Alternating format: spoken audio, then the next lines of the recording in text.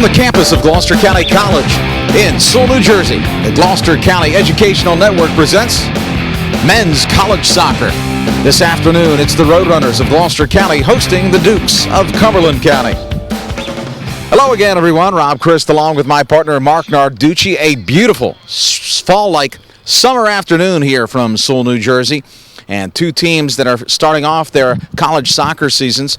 Teams that will be budding rivals, teams that need to win this game, and Mark, for the most part, because it is a Region 19 game. Absolutely. Gloucester County coming in with a 1-2 record. Two Division I schools they lost to. They're Division III, which doesn't have scholarships. We'll get into that. Cumberland County, Rob, starting off a program again with Chris Myrick, who's had nothing but success. 2 seasons at Sacred Heart, wins a state title, gets to a sectional final. He had a great career at Stockton, a former star at Buna. He's recruited a lot of players from Cumberland County. Meanwhile, Gloucester County is a real Gloucester County team with just about everybody from the county. Absolutely. You mentioned the fact that Cumberland starting out the season, Gloucester, of course, facing a couple Division I JUCOs, and as you mentioned, we'll get into that a little bit later. But first, let's talk about the players for Cumberland County. Shane Farad is a force to be reckoned with. Well, for Gloucester County, Shane Farad, we saw him a lot for Glassboro High School. He's a tremendous player. He's scored a couple goals already, and he's a real good finisher. So we saw him do it at Glassboro. He's already started in his career at Gloucester County College. And at Cumberland County College, you have Dominic Crowell again. This is a team that's been successful early in large part due to his play. Absolutely, Rob. He's a midfielder. He'll control play. He went to Buna. He was a prolific scorer. I don't see anything changing on the college level. Well, it'll be interesting. The first goal typically will play a large role when you're talking about Cumberland County here early. They've yet to give up one. We'll see if that changes. Stick around. We'll have exciting college soccer action for you in just a moment.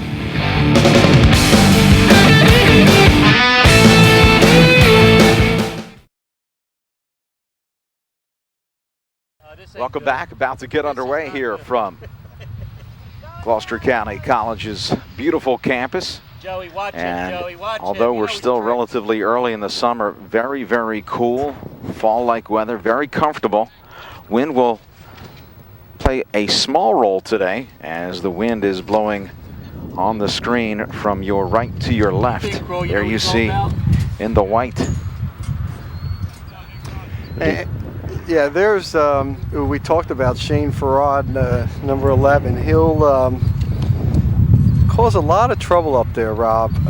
And he's teamed up very, very well, too, with Sean McDevitt of Williamstown High School. So it should be a very nice, nice twosome. McDevitt, number 10, and Farad, number 11. We're underway. And a long through ball, trying to find the streaking Farad, and Cumberland takes it away. Cumberland in a 4-2-3-1, and Coach Myrick talked about the success of that system in the World Cup for the runner-up Holland team. Well, both teams will play four in the back, Rob. In the box, and it's in. What happened? Tapped in by Sean McDevitt.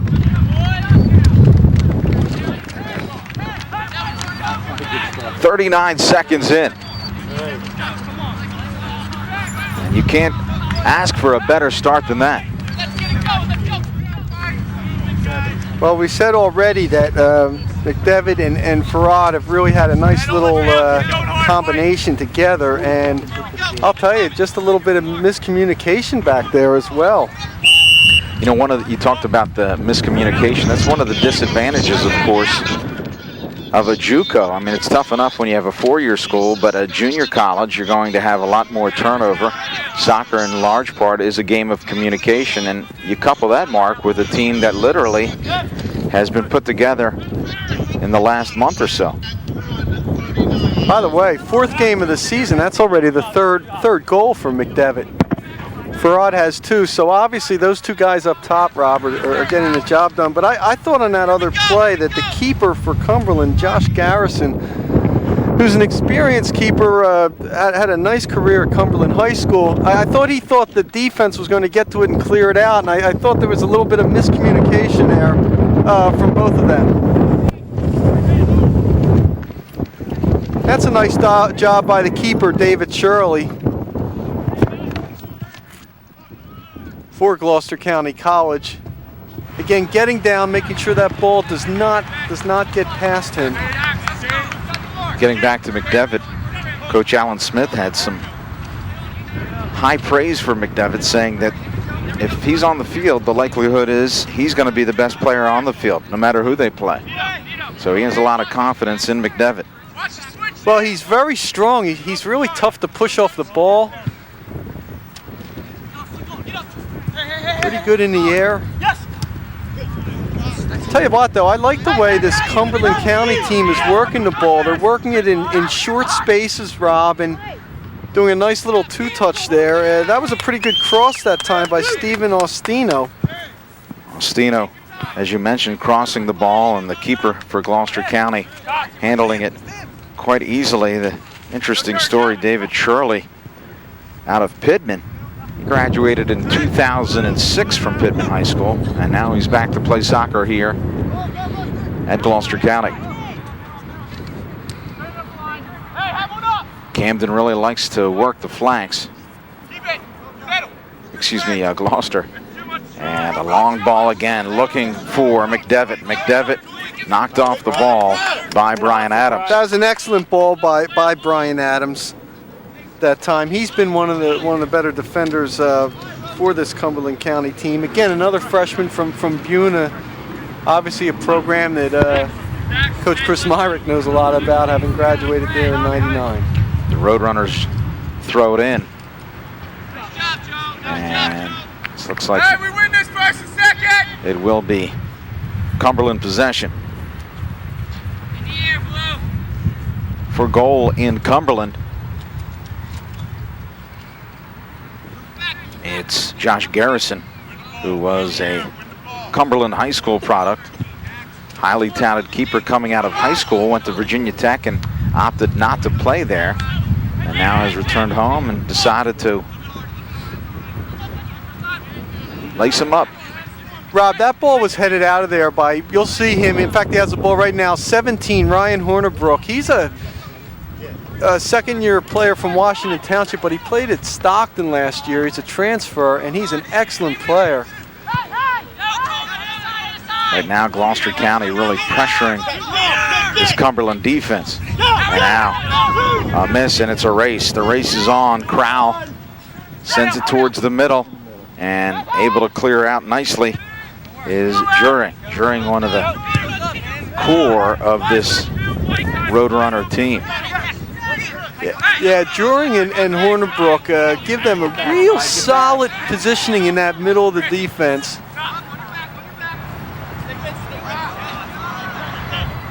You know, one thing, even though Cumberland's trailing, I kind of like the way they knock the ball around a little bit. This is Myrick's style. Doesn't want to play long ball, and they're doing a pretty good job of possession. That time they just gave that away. Ball sent out by Savage, Woodbury product. Throw in for the Dukes. Man, Robert. Todd, thrower. Jakuki with the throw in. Sent to the middle. And again, nice little touch as McDevitt fed his teammate, Ryan Hornerbrook.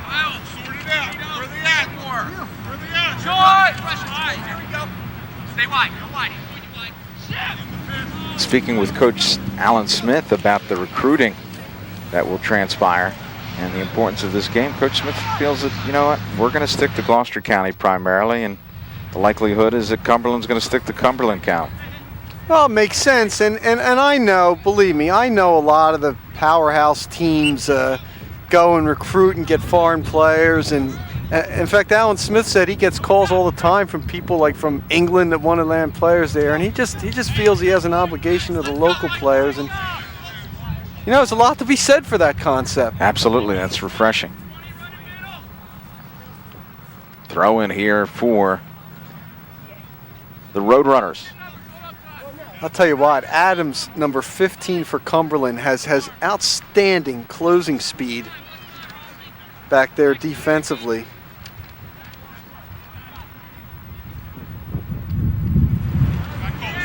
You can probably hear in the background the wind kicking up. And again, right now it is favoring the Roadrunners. Yeah, that's a ball. You don't want to knock that in the middle. And this is what Hornibrook can do. He can come up and really help create the offense. That's a nice job by him. Beautiful touch with the left foot, and missing the header inside was Farad, but good individual effort by Hornibrook. I don't know if Adams, number 15, meant to hit that back to his keeper, but it resulted in a pretty good play that time. And there's Crowell with the good ball control. Now, he just hit that without really looking up that time, but you could see he has tremendous touch. Crowell able to shield the defense, and although he yielded possession, he got it back. Now Jakuki working. Crowell takes it back, and defended well here by Patterson. Back into the offensive end, it's Farad. Farad feeds, looking for McDevitt. McDevitt showing some of that strength, still on the ball. They'll wait for help. Turns, centers, knocked down. And again, it's McDevitt, still hustling. To the middle, nice little feed looking for Farad, and through, but picked up by Cumberland's Garrison. You know, we said it before that Sean McDevitt of Williamstown is a guy that is just really strong and hard to push off the ball. And we've seen it now on a couple of occasions. And here's trouble on the break, inside the box, shot on and a score. Dominic Crowell answers right back at 36:54 this first half, and we are knotted at 1. Well, again, we talked about Crowell's ball skills and everything. He showed it there. Way to go, Crowell. Got by a couple of guys that time, but again, he was able to do it because he used such great ball control, keeping the ball right near his body. And again, I think here early in the season, you're seeing some of the miscommunication playing a role in these two early goals. Nice play, and then Kroll again working it very well. Kroll back to the middle, hustling back. It's Hornibrook. Like I said, of the two teams, I think Cumberland has worked it around a little better. What Gloucester's kind of done is tried to go long ball and set McDevitt free, which actually is a pretty good strategy because he has better closing speed than you think he would. Ball taken away now by the Roadrunners, and then subsequently lost. That was a good defensive play by Chris Carey that time. Go back. Number 13. To Adams. To the wing. And now the Dukes.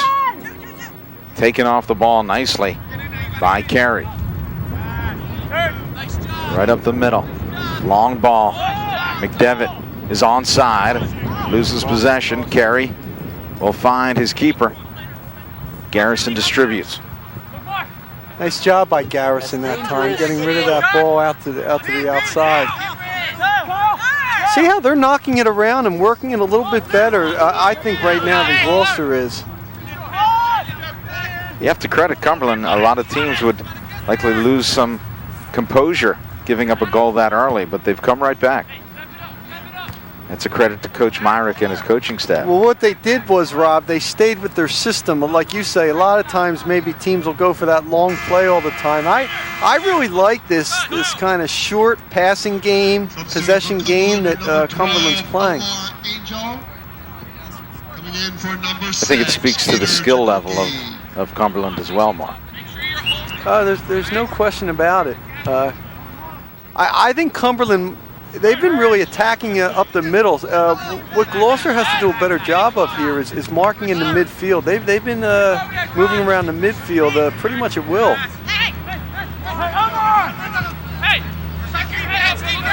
Cumberland, nice little feed. Onto it, Austino. To the middle. And tries to send it in, and off the side of the foot of Kyle McCouch. A great scoring opportunity there for McCouch. Yeah, and before that, number 9, Rob, Dan Alvarez, one time I think he had a little more time to kind of settle things, and he had a little bit of space.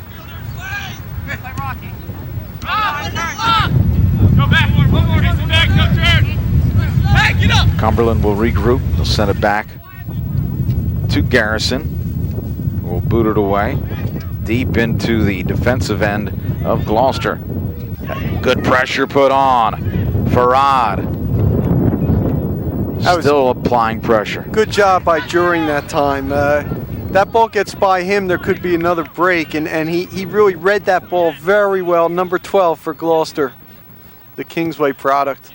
Ostino applying that pressure as well, and now working out of the back, it's Hornibrook. Mark, I don't know if you remember, we did a game a couple of years ago, Washington Township and Lenape, and absolutely, Hornibrook was really one of the top players out there, and arguably the top player. He really illustrated his skills there early, and he's going to be a big part of this team this year.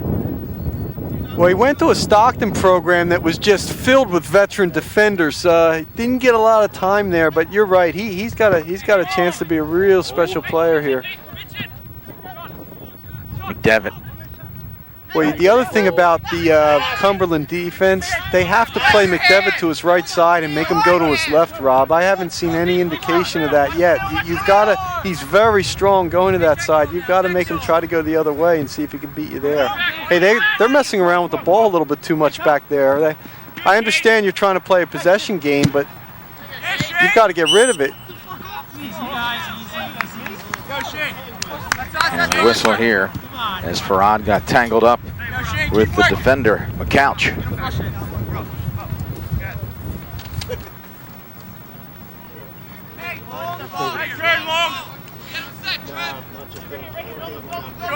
Just over 32 minutes remaining in this first half. We are tied at 1. McDevitt scoring just 39 seconds into the game.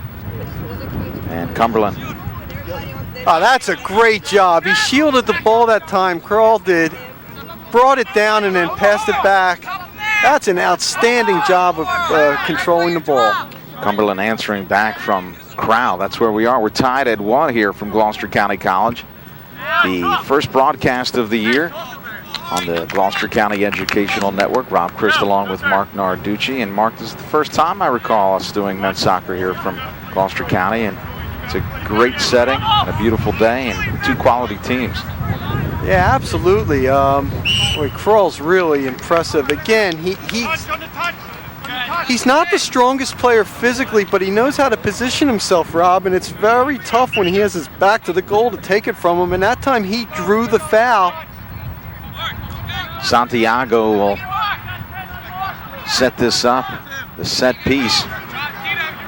Now again, they're going far post. They're kind of giving that away. You could see it right there. Hornibrook very strong in the air. You notice that, Rob. He got a head on that ball that time. I think if you're going to beat Gloucester, you're better off trying to beat him on the ground. During Hornibrook, very tough to beat in the air in the middle of that field. Again, another whistle here against the Roadrunners. And Cumberland prides themselves on their set pieces. Flicked up towards the middle, big collision there. And good defensive play as rushing on was Turner, literally through the air. Actually, for Gloucester, number 1, Howard Savage, the Gloucester Catholic product, did a good job of just getting his head on the ball that time. And a little physical play here from Farad, draws a whistle. Yeah, that was the right call.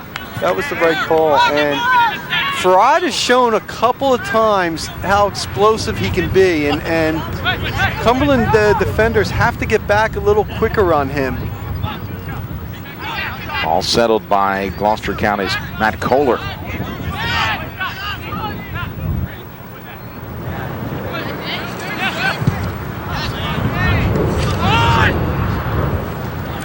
And right now, the physical nature of play has picked up considerably just in the last 5 minutes. Well, Gloucester County has a type of team with McDevitt and even Farad that can wear down defenders sometimes. And then you bring up Hornibrook, who's, by the way, limping off. We'll have to watch that development. He's limping off the field. That would be a huge loss. Yeah, absolutely. John Sparacchio will spell him, and we'll keep an eye on Hornibrook, being tended to by the trainer. Gloucester County number 4, Joe Sparacchio. Again towards the middle. And the Duke defense collapsing, but still on the ball. Nice little touch. Good individual effort by Patterson. All for naught. Here comes Cumberland County Stephen Austino. Now down the far flank, Austino will pick it right back up. Austino still pushing forward, and Gloucester County able to knock it away. I'll tell you what, Cumberland must do a lot of work trapping balls, and they've been keeping a lot of tough balls near themselves. Now on this, you play the miss. That's a pretty good job that time by the defender, Mark Malusa. Malusa came up a little bit lame there. McDevitt steamrolled by Cumberland's Kyle McCouch. Towards the middle, a little feed by Patterson, knocked away, still Gloucester possession.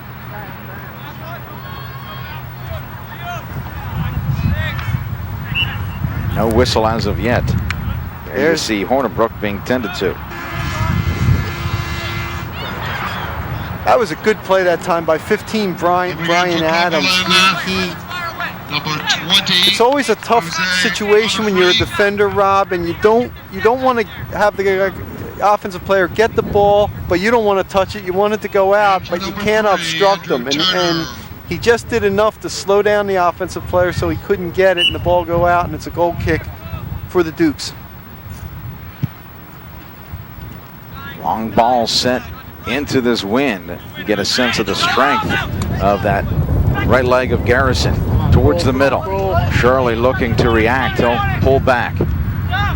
Cumberland with the ball. That's Crow. Crow through the defense. Nice little flick inside. A fine feed trying to find his teammate, Jose Onifre. Yeah, Onifre, number 20, just couldn't get his foot on it, and if he could, he'd be right out in front one-on-one with the keeper, David Shirley. I think that play, better than any other at this point, illustrates the talent of Crow.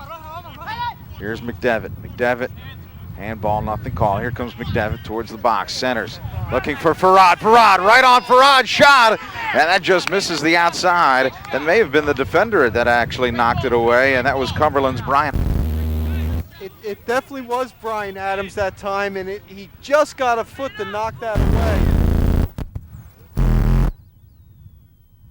That potentially saved the goal there. It's very, very dangerous offensively. 26 minutes and change. There you see the score. It is Cumberland County and Gloucester County knotted at one here from the campus of Gloucester County. Knocked away by Garrison. Pretty good job by Garrison. There was no way he was going to be in a position to try to catch that, Rob. So instead of that, he just knocked it away. There you get a look at Hornibrook. And that left leg looks to be entirely wrapped up. I don't know if we will see Hornibrook again. As we mentioned, that would be a huge loss. Corner kick here, the first of the afternoon for either team. And this will be for the Roadrunners. Sent to the top of the box and knocked away by DiDonato. Gloucester County still with possession. Again, you never want to clear the ball in the middle, which is what Cumberland did that time. Boy, everything bunched up for Gloucester, too, inside there. Everything Gloucester has attacked has been right up the middle, Rob. Here it goes again. Again, they might want to try to use a little better use of the flanks. Kind of an interesting whistle there as Cumberland had the advantage, but possession is stopped and it'll allow Gloucester County to regroup.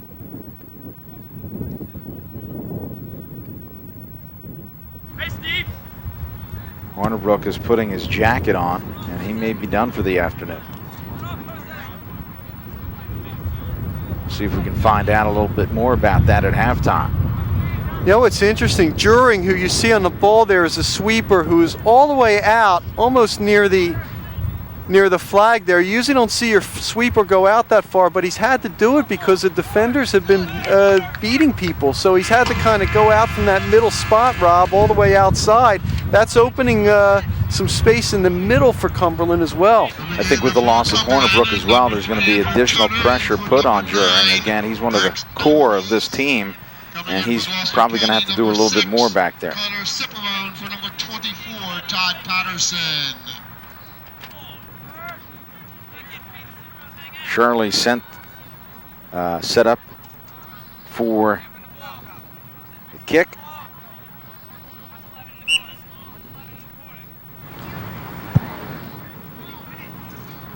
Left-footed boot, nice little touch.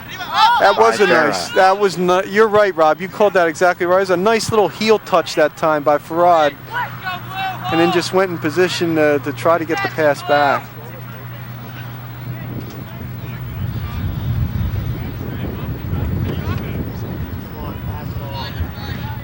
Knocked away, possession. You know, it's interesting now. Kroll has been hanging up almost as an attacker right now. I thought that the Dukes were a little more successful when he was hanging back a little bit, Rob. Distributing, then finding the open area and getting it back. We'll see how it works out. But right now, he's out there, and Savage #1 is on him. That's a pretty tough responsibility there. There he goes. Good job by Savage heading it out. And handled easily by Shirley. Of course, this Gloucester County team suffering a couple of tough losses, one to Burlington County College, 8-3. And now quickly, a nice little sliding tackle by Savage. And we'll have a throw in here for Cumberland. McCouch. That was a great slide. He went right for the ball, didn't get body. That's a perfect slide tackle that time. Towards the middle. Knocked away, but right back to Cumberland's Omar Angel. And trouble in the middle. Shirley chasing after it and gets help from his defense. And again, Shirley having to answer. Shirley got lost a little bit. Yeah, absolutely. And it was number 9, Matt Kohler, who was backing up the play that time and was the one that blocked that shot. Whistle here, and the advantage to Cumberland. As I was saying before, Mark, you know, a couple tough losses to Hartford and Burlington County, and it's great to play those Division I schools. You're going to be better for it, but coming off a couple of lopsided losses, you question whether or not it inflicts some damage to your confidence. But a big win over Camden, and they've come out and played well thus far. Well, there are certain levels, Rob, of Division I that you can play, and the one school, Hartford from Maryland, is a real power. So maybe that was a school that, in retrospect, you probably don't schedule. Burlington County the same way. They get a lot of foreign players. They don't have many county players on the team. So I think they'll look back and think twice maybe about who they schedule in those early games. But you're right. You want to get tested early. And here's Kroll on the flank, and he's nice little ball, and falling down in the box was Cumberland's, I believe that was Harris, Siddiqui Harris. Absolutely it was, and Harris, that was a great cross that time, just couldn't quite get his head on it, but it was right there to the far post. See, I'll tell you, I think Gloucester was so fearful of the way Kroll can break people down one-on-one. They were a little surprised that he one-timed it, crossed it inside there so quickly. Very effective ball. Sent forward nicely by DiDonato, and unable to save it is Siddiqui Harris. We'll have a throw in here for the Roadrunners of Gloucester County. Again, they're headed by Alan Smith, assisted by Chris Scannell. Alan Smith has been around the game of soccer for a very long time, including coaching club ball for 27 years. Spent some time at GCIT, at Paulsboro, at Penns Grove. So he's definitely a Gloucester County product, and I think that's why the athletic director Ron Case, wanted him here to draw these local players. And we talked about the value in that. And I agree, there are enough good players in the Gloucester County area. And I count Gloucester Catholic as Gloucester County, even though they're a Camden County school. They have a lot of Gloucester County players, residents such as Savage. But I think they're enough to be a very competitive team.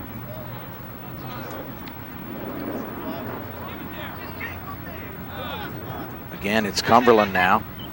Cumberland in the box. Here's trouble. Still on the ball. Flick on.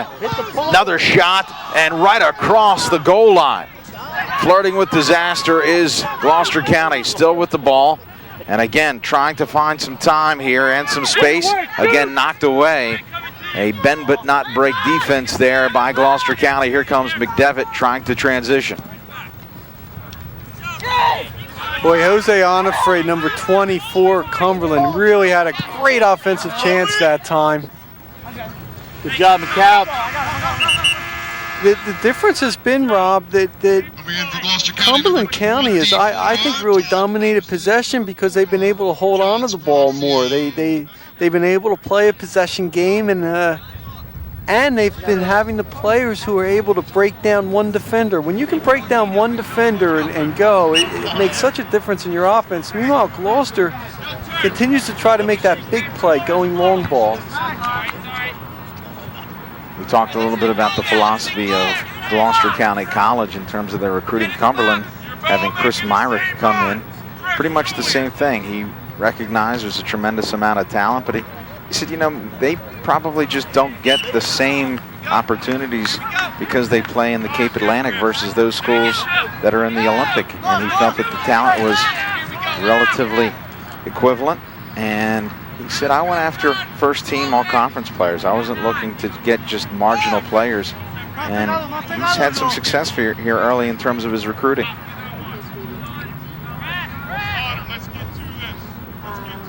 Set piece here for Patterson and the Roadrunners. Towards the middle, headed on and in. And it looked like that was Farad. It definitely was Farad, and a great service by Patterson that time. Gloucester County goal scored by number 11, Shane Ford. 6 goes to number 24, Todd Patterson. Time of the goal was 28 minutes. Well, we talked and 2 before seconds. with Coach Alan Smith, and he said McDevitt and Farad are really almost interchangeable in terms of their talent levels, and both of them have contributed here. It's 2-1. Gloucester on top. That's the same score they beat Camden by.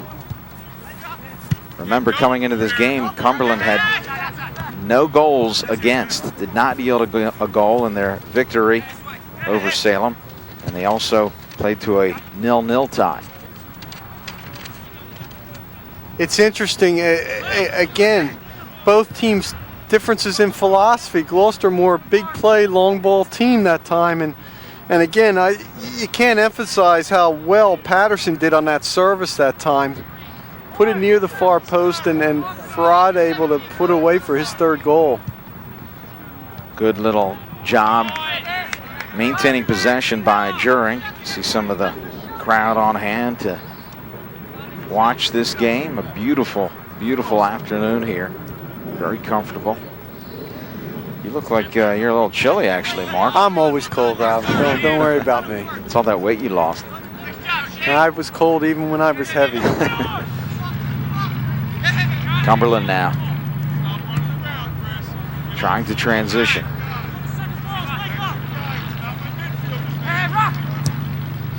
Sent out and looking for Ostino.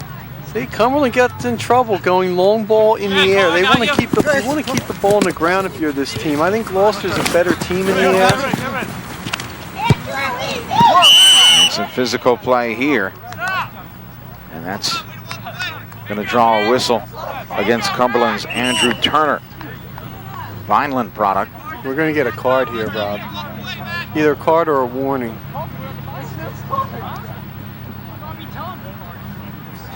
Turner and Kohler going at it. I don't think what the referee liked was Turner kind of standing over him. Now again, Patterson's going to go to the right side on this. He's got McDevitt there. Headed up by Malusa. Again in the box, McDevitt. McDevitt, nice little touch with the right foot, a flick, but it's Garrison who quickly outlets and finds the streaking Number 11, Stephen Austino. Austino still with the ball, racing past Carey. Austino cuts it back inside. Austino with room. Left footer crosses. Nobody home. A little strong for Siddiqui Harris, who will try to track it down, but it looks like he will not win that race. Oh, that's a great job. Again, we talk about not having obstruction. Bruce, number 8 for Gloucester County. Nice job, just not allowing the offensive player to get the ball, allowing the Roadrunners to get the throw-in. Dax Alvarez, number 6, Peter Jakuki, in for Gloucester County. Number 5, Brad Schilling.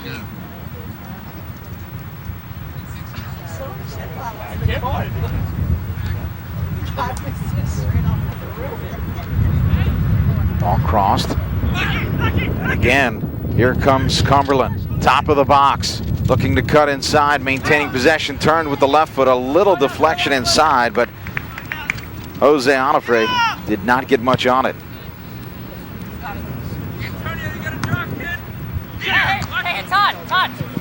Here's Patterson. Good job by Patterson as he just got a heel on the ball to keep it alive, and then he drew the foul. Oh, now they're saying the foul was on him. Okay. Thought I saw it the other way, but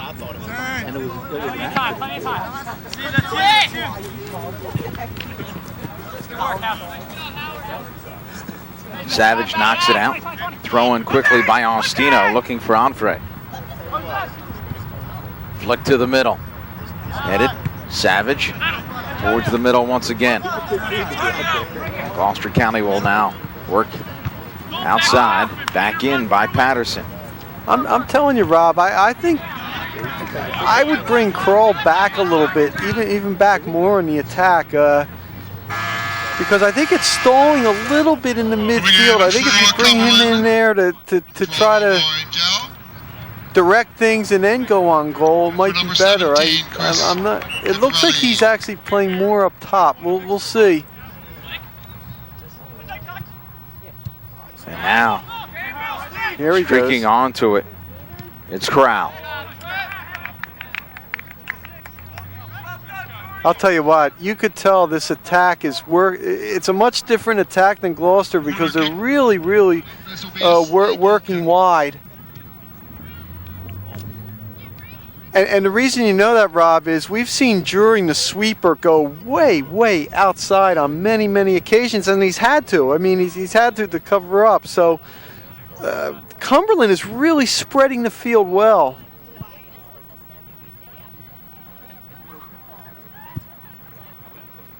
Ball sent away. Conversely, even though Gloucester leads it, has not shown any kind of a sustained tackle, though that was a pretty good ball that time. Good ball, a little strong for Ciparron, but Cumberland comes away with it. Cumberland now will cross it, looking to find Austino. They do. Austino one touch, but loses possession. And again, it's Gloucester now, giving it right back to Cumberland. Jakuki trying to run onto it, but winning that race, it's Kohler. Kohler trying to beat 2 men. Kohler still with possession, knocked down and he gets right back up. Here's Kohler. Kohler, nice little feed. Patterson in traffic up top, and the blast, and unable to connect is Carey. Carey really had an opportunity to tee that up, and it just went off the outside of his foot. And then a little touch inside. Garrison nicely defending the opportunity there by Farad, looking for goal number 2. That was a nice job by Brad Schilling of number 5 of Gloucester County, who just touched it to Farad. Farad had a pretty dangerous chance that time. Garrison off his line quickly. But the nice little touch that time by Schilling, an outstanding play. Schilling with possession. Will send it towards the middle. And this will result in Cumberland possession. Approaching 10 minutes remaining. You see the score on the top of your screen. It is the Roadrunners on top 2-1. Speaking of Roadrunners, you see just so much going on here on campus. Those were real Roadrunners we just saw. That's right. I'll tell you what, if you're taking a goal kick into the wind and hanging in the middle, you better get your defenders back there. Patterson, nice little touch back and forth. A give and go. McDevitt a little too strong for Patterson. Tell you what, Patterson got the assist on that second goal, and he's done a really nice job pushing up offensively and creating things for Gloucester. Nice little play by Ostino to knock it off of Savage. Ostino quickly throwing it over Savage, and now here comes Alvarez. Alvarez towards the middle, and it's an own goal. Thank you. An own goal, and that looked like it caromed off of the body of Rusin. You tell Joey thank you. Goal for Cumberland. You called it, Rob. It's an own goal, and that's exactly what happened. 33 seconds. And again, though, Cumberland continues to have a lot of success attacking the flanks, a lot of success here. And what that does is it's opening up the field. They're using the whole field for their attack. Now, Mark, you played a lot of soccer in your lifetime. Talk about that. Did you ever yield an own goal, something that caromed off of your own body? I don't think I did, Rob. And probably if I did, I wouldn't admit it. But no, I don't recall. Although, I mean, you get a play like that, Rusin, he can't get out of the way. He's doing what he is taught to do and get back and try to play some defense. But you know, you can't help but feel deflated after that ball goes off of you into the net. that's a nice ball by Savage that time. Patterson. I'll tell you what, Cumberland better account for Patterson, number 24 for Gloucester, on the attack. He continues to create a lot of problems for that Cumberland defense, and he's basically been going in virtually unmarked. I think they're really going to have to account for him, Rob. I agree with you, Mark. In the last 10 to 15 minutes, he has really flexed his muscles. And again, we've seen the danger of this Gloucester County team in the middle with McDevitt and Farad in the striker position, but Patterson has become a force to reckon with. And again, it's been quite a goal-scoring game here, and no sign of stopping. Well, when you control the ball and have the possession type skills that Cumberland has, you know, you're going to get a lot of opportunities. Each of these teams, Mark, has had an extraordinary number of opportunities deep inside the box. Despite it being 2-2, a relatively high-scoring game here, it could have easily been higher than that. It's funny, but Cumberland's better keeping it on the ground, and Gloucester's much more proficient in the air as in an attacking mode. Don't forget that Gloucester has lost one of their top players, a real force in the back in Hornibrook. We'll try to see whether or not he will return. About 7 minutes remaining in this first half. Knotted at 2. Nice little play by Floyd. In all fairness, though, even when he was in the game, they were attacking pretty regularly here. Nice little feed inside, and looks like we have an offsides, but it was a good look by Alvarez. Actually, you know, they had Crowell going on that left flank, but they also had some room up the middle. Sometimes, and I've applauded them for attacking the flanks, but sometimes you'll go outside a little too much when there are some of the spaces in the middle. I thought that time there were. And now here's Farad. Farad looking for Patterson inside, and it's Garrison who scoops it up. Well, Peter Jakuki, number 6, the freshman from Cumberland Christian, did a good job of sealing him off that time. Here's a dangerous situation here for Gloucester. Farad working against 3 defenders, and you can see the force that he is. Finally, the Gloucester County defense said enough of this. Excuse me, the Cumberland defense said enough of this. Down to the flanks, working the outside. Crowell now will cut it back in the middle. Long ball, nicely defended by Gloucester County's Juring. I'll tell you what, McDevitt has not had a lot of touches lately, and you want to try to get him a little bit involved. He and Farad are just so strong off the ball. Easy, Brian. Very tough to knock off the ball, but you want to get McDevitt a few more touches. We haven't really seen a whole lot of him recently. Coming in for Cumberland, number 3. Get a good look at Josh Garrison. We mentioned before, someone who was highly touted in high school as a keeper. Went down to Virginia Tech, played some intramural soccer. Decided that he'd come back here and is now playing collegiately. Headed forward. And again, here comes Cumberland. Alvarez looking for Crow. Boy, Alvarez has shown great touch as well. Now, Crow that time was double teamed. He had to get rid of that ball sooner. I know he has confidence in his ability, but there were 2 defenders right on him. Savage trying to feed McDevitt and knocked out by Cumberland's McCouch. Patterson will throw it in. Nice little touch, McDevitt, and not a whole lot on it, but what a touch by Farad. Very impressive. Couple times he's done that, Rob. Just one touch. What he does is he feels the defender on him. He knows he's on him. He doesn't have much time. That's the second time he's made an outstanding touch in very, very tight space down there. And you have to credit him not only with a great technical skill, but also tremendous vision to find McDevitt there. Again, inside, and it's going to be Shirley. Shirley outlets Patterson. A little flick trying to find McDevitt. The race is on, and it's McCouch who will knock it out once again. Here comes Patterson with the throw-in. And before he can get that in, we will have a substitution coming in for Gloucester County. Will be Devin Calloway out of Lindenwold. In for number 8, Joe Rosen.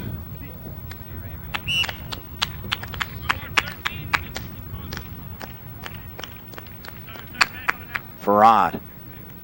Little flick to himself, Farad. Volleys towards the middle. Little header.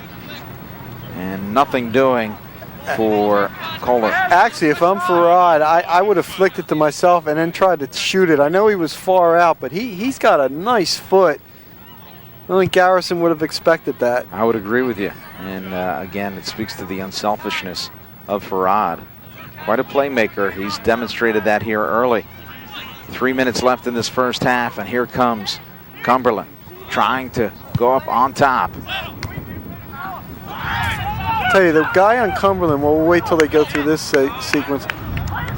We talked about Kroll having great touch, but so does number 9, Danny Alvarez from Vineland High School. He has shown a really, really good touch. He's made some nice one-time passes. He's a guy Gloucester has to really account for. Gloucester has not trailed in this game. They scored the first goal. Cumberland then knotted it up. And again, coming into this game, this Cumberland team had not yielded a goal.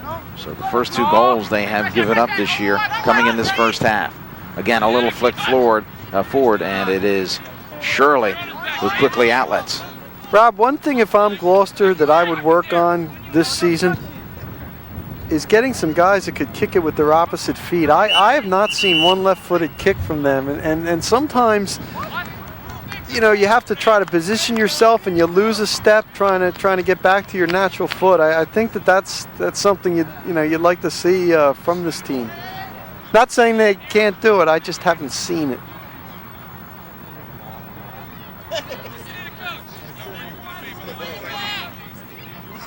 See the scoreboard in the upper left part of your screen. We're just inside of 90 seconds remaining in this first half. Knotted at 2. Gloucester will send it away. Well played soccer game. Plenty of offensive opportunities. If you like scoring, then you've been entertained. Again, the throw in here for Gloucester County's Calloway. Calloway rushes on, and now going forward, Final minute of it's play Floyd. in half number 1. Floyd, and again in the back, Carey. Towards the middle. Finds his man, loses possession. Right back to it, it's Carey. And now Cumberland with just under 45 seconds left. And Austino trying to find Crow.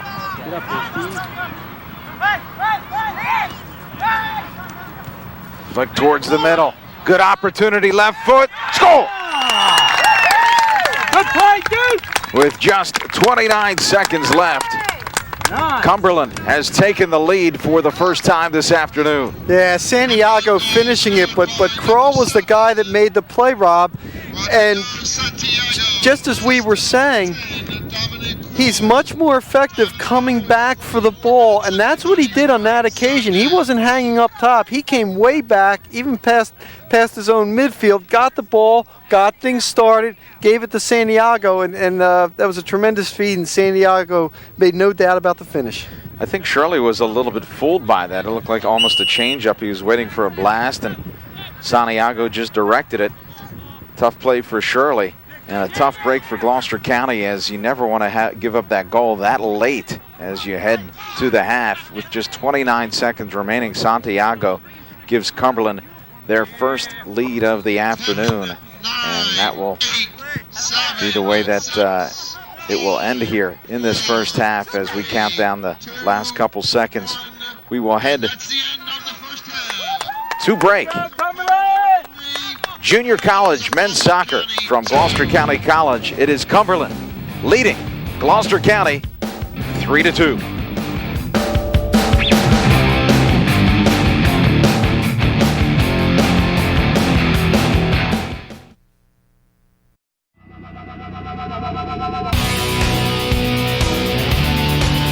Hi, I'm Joanne Carosina, President and CEO of Cape Regional Medical Center, and I got my start at Gloucester County College.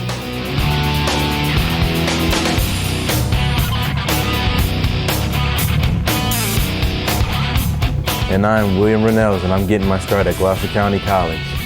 For more information, call 856-415-2209 or visit gccnj.edu.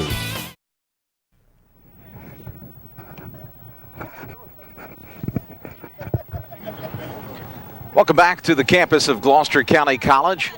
It is Cumberland County on top of Gloucester County 3-2 in men's soccer action. Rob Christ, along with Athletic Director Ron Case, and it's a pleasure to have you here. And, you know, I know that you've been around here for 20 years, and you've really put Gloucester County on the map. Probably nothing bigger than what has just transpired. The #1 non-scholarship 2-year athletic program in the nation, the Gloucester County College program, awarded the National Alliance of 2-Year College Athletic Administrators Cup, a first in the state of New Jersey, and it's something you have to be extraordinarily proud of. Yes, Rob, I certainly am. We had been in contention. The acronym for the National Alliance of 2-Year College Athletic Administrators is NADICA. As you know, in athletics, we can never have too many acronyms. And 3 years ago, we had finished in second place, and that we thought we'd had a great year there. Didn't even know if we'd ever equal that again. And then the next 2 seasons, we finished in third place, but always a significant enough number of points out of first, so you never knew if you'd be able to reach that goal. The College of DuPage had won many times. College of DuPage, a very, very large school, 30,000 students outside of Chicago. And some of the upstate schools in New York, Mohawk Valley and Herkimer, had always been in the hunt. And they have dorms, so they're able to recruit throughout the state of New York. So coming into the spring season, we really didn't look like a prime contender. We had done okay in cross country, and our wrestling team had a great season, finishing third in the country. But we just had a super spring where our baseball team and men's tennis teams both won the national championship. Where our men's track and field team finished third, women's track and field team finished fifth, women's tennis finished fourth. So we accumulated a lot of points in a 2-week time period where the nationals were going on in the spring. So it was a great thrill and a great honor. I knew going to the baseball championship, Herkimer was there, and Herkimer actually finished third. And I was kind of counting the games and separating the points while I was down in Texas. And we actually played Herkimer when there were only 3 teams left, and beat them in the winner's bracket round game. And then they came back and lost to Tyler, Texas. So they finished third. And at that point, I knew we could finish no worse than second. So being the one who actually calculates the points for the NJCAA and keeps track of it, I kind of knew pretty close where we were. So it's a great honor. I mean, especially when you consider, Rob, that all of our kids are homegrown talent, everybody kind of within a 20, 25-minute drive of beautiful Sewell, New Jersey here. And that might be a penalty kick, Rob, versus Gloucester, and sure enough it is. So it was just a great spring and a great honor. It's one of those things you never know if it'll happen again, and we're going to shoot to make it happen again, you know? Absolutely. Talk a little bit. Well, first let's take a look at this penalty kick as Cumberland was able to breach the Gloucester defense, and trying to get in and get to the ball was Trevor Juring, but just was unable to do so in time, and it looks like it's going to be Crowd to take it for Cumberland. So Shirley on his toes. First 5 minutes of every half, very dangerous for scoring in soccer. And Crowd buries it. And somehow it's always hard for one team to the other team. Back when I used to coach college soccer, it always seems hard to get for one of the teams to get restarted, and it's where a lot of the scoring happens. Well, you know, we talked about that, Mark and I, getting into the half, giving up a goal with just 29 seconds. That's very tough. It is, and I think I just came out a few minutes late, and it was 1-1, so I think we scored the first minute into the game, and they didn't score too long after. And so a lot of times that the first 5 minutes of each half, and then you've got to watch the restarts are very dangerous, of course, and that 29 seconds to go is a killer. You're ready to go in, you know, even up, and suddenly you're down 2 here.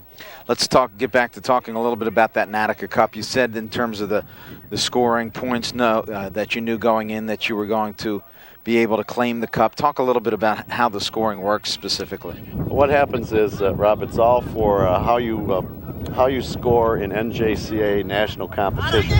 If you win an NJCAA national championship in any sport, you get 20 points. If you finish second, it's 19, third, it's 18, and so forth. And there's really no limit till you get down to 0 points. So there might be an 8-team championship that only scores through point value 13, but the top always scores the same. And one of the real goals is to treat all sports equally. So every national championship is worth 20 points. Women's tennis counts the same as men's basketball. And you can use your top 5 sports per gender. And what something like this is supposed to do, as the Director's Cup at the 4-year college level, formerly known as the Sears Cup, works, it's supposed to help support schools and encourage schools to have a broad-based participation, treat men's and women's sports equally. Interestingly enough, last year our men's and women's totals were exactly the same. So when you get to gender equity, our teams perform the same. That's fantastic. You know, last year also your 9th CAA NJ Cup. Yeah, that's the best a big 2-year athletic program. Yeah, and I think that's our 4th in a row, Rob. And that scoring's a little similar, only you get to use local points for that too. How your team finishes in the conference, that scoring goes 10, 9, 8 for first place, and then it gets doubled up for national competition. And for that, you take your 3 best sports per gender. And we really modeled that. I was on the CAA Executive Committee at the time that we did that. That was actually modeled after the Sears Cup, and it's been a great thing. We don't know of very many other states that do something like that. And there are 3 levels of cups for that. We have one for the Division I schools, Monmouth, Princeton, Rutgers, New Brunswick, schools like that compete for that. And there's one for the D3 schools, mostly NJAC schools, Rowan, the College of New Jersey, and so forth. And then one for the 2-year colleges. So I believe the cup has been given 12 times. Gloucester will be receiving their 9th. We get that at an awards ceremony in October.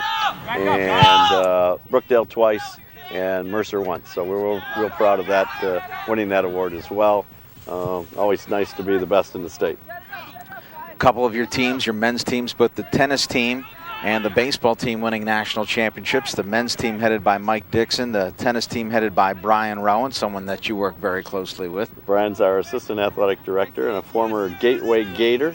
Played basketball here for Coach Steve Salomon back on some of our highly successful teams, and played tennis for Larry Henry and R.C. Getter when he was here in school, then went over to Rutgers Camden to get his degree, and was actually teaching and coaching at Triton when we hired him here. He is the men's head tennis coach and women's assistant coach, and also the assistant AD. And then, of course, Mike Dixon, who is our baseball coach, is a graduate of Gloucester Catholic and was an All-American player down at Rowan. At least 2 of the 4 years he was down at Rowan.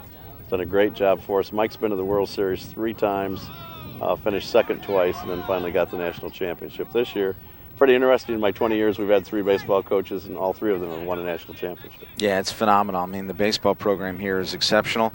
You know, when I was at Gateway, I was always happy to send my players over to Barry when he was the head coach here, and of course Barry Davis, now the head coach at Ryder, and he's going to be inducted into the Gloucester County Hall of Fame. We haven't done a Hall of Fame induction in a long time, Rob, actually since 1992, and we're going to put 11 people in. We've got quite a list of people to catch up, and a lot of people that are very worthy of going in. Barry Davis will be going in, who coached at Georgia Southwestern when he left here, and has guided Ryder to 2 MAC championships and actually bids into the NCAA tournament. Barry will be going in. He won 4 national championships here. Mike Lamb, actually a former GCC wrestler, but more importantly an assistant coach and head coach here while we won 5 of our national championships in wrestling. Mike went on to wrestle at North Carolina, as did our current coach, Dan Calhoun, who will be a great day candidate another year or 2 for entry here ourselves. It's always tough to pick people. See if I can just quickly remember who's going in. For wrestling, it's Mike and John Garrix, who won a national championship for us. And is now the coach up at Centenary College in New Jersey. We also have Barry going in as the other coach. We have baseball players, Mike Flannery, who was involved in 2 national championships. Barry's coach, John Broom, who pitched 4 wins in our first 2 national championships in 92 and 93. Steve Wells, one of the all-time leading hitters at the college. Got Kerry Van Artsdalen, one of our best softball players ever, along with Mary Holden, who was from Clearview, another softball player going in. Pittman girl Kelly Ratcliffe, who played tennis and women's basketball for us. Chrissy DeMarco from Gloucester Catholic, who was the all-time leading scorer here in women's basketball. And looks like if you look at it, there's a little emphasis on baseball this year.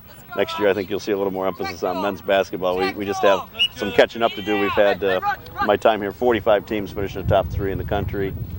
We just, as I mentioned to you earlier, have a new display in our lobby where we renovated the PE Center here. It has all of our All-Americans all recognized, and there's over 280 All-Americans and 45 individual national champions. So we're proud of all those things, and now all those former student athletes can come into the building and see recognition for the great job they did for us.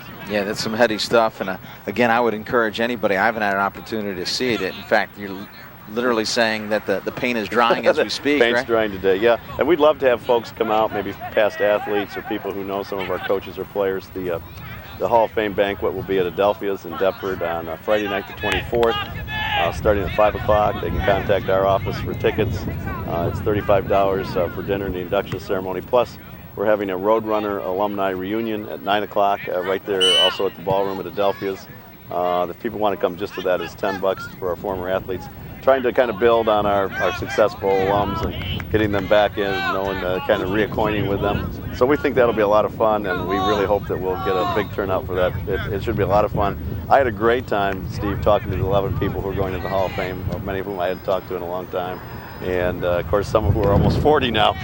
so you know, a lot of them have kids, and they've all been very successful, and we're real proud of them. But again, we've got a long list of people that we'll be inducting sometime in the near future. Well, it's great because you have so many guys who have made their mark athletically here at Gloucester County, and they're continuing to do so now in the coaching ranks. As you mentioned, I myself have 2 assistants who played baseball here at Gloucester County, Justin Sims and Andrew Colinero. Andrew won a couple national championships playing for Barry Davis, but you know, they're seemingly not the exception but the rule. So many players have gone on to add a lot to all of South Jersey sports, and I think that speaks well to the job that you've done here. You have to be extraordinarily proud of that, and you've done just an extraordinary job here at Gloucester County. I appreciate that. I've tried to do my best. I always laugh. I tell this story. When I first came down here, Ed Kritzinger had been the only athletic director they'd ever had, and at that time Bob Shryock was doing a radio show on some little radio station here, and he called me up on the phone, and I didn't know what to expect. His first question was, well,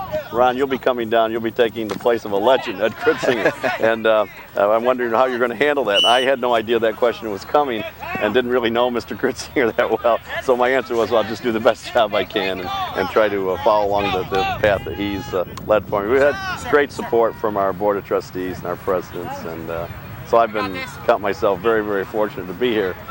You guys at the high school level that coach here have done a great job getting kids ready for us, and I was talking with Freeholder Director Sweeney just the other day, and he was watching a One Shining Moment video we have from last year, and he says, you know, this is amazing that this is all homegrown talent, and so many kids of our own, you know, have done so great. And I said, well, it's certainly a testimony to the kids, the programs, and high school coaches and their parents, because you know, they're good players when we get here, and we just try to give them a place to continue, and success breeds success. And so, you know, when we started winning, and when Barry won that first national championship, it got the ball rolling in '92, and he kind of taught us we could do it, and everybody kind of took up the reign from there. And so my job is just kind of steer the ship along the way, and these guys recruit the players and coach them every day, and I just kind of try to make sure things sail along the way they're supposed to behind the scenes. Well, again, you had mentioned that you're trying to do the best job that you could. I don't think anybody would suggest that you haven't done just an exceptional job, an extraordinary job. Certainly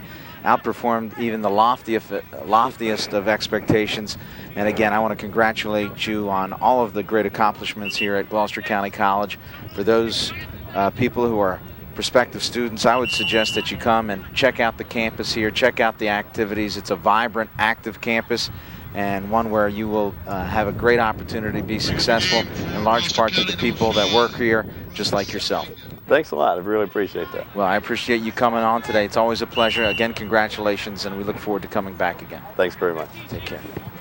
We'll welcome Marc Narducci back after our visit with the very accomplished and now a storied program here headed by Ron Case. Cumberland County on top of Gloucester County 4-2. We saw that via the penalty kick from Crowell after the infraction, and it seems, Mark, that